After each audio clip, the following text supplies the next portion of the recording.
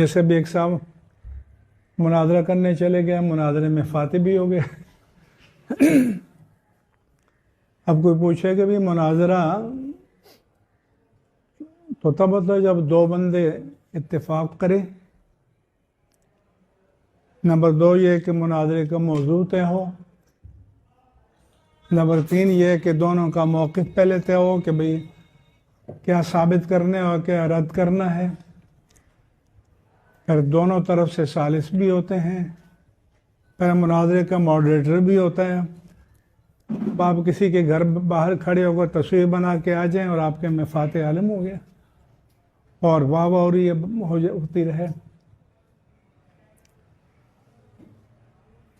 तो जब हमें यही नहीं पता हो कि भाई मुनाजरा क्या है, उसके तरीक़े क्या हैं, उसके आदाब क्या हैं, तो ऑटोमेटिक